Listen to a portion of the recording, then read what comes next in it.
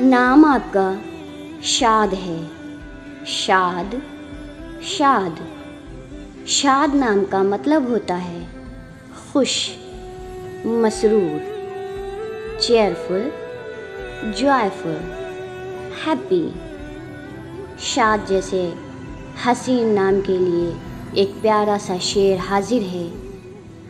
हर एक से मिलते जुलते तो यहाँ पर लोग सारे हैं। हर एक से मिलते जुलते तो यहाँ पर लोग सारे हैं। जो महफिल में जुदा सा हो उसे हम शाद कहते हैं। जो महफिल में जुदा सा हो उसे हम शाद कहते हैं। क्या आपने हमारे चैनल को अभी तक सब्सक्राइब नहीं किया? अगर नहीं तो जल्दी से सब्सक्राइब कर दीजिए।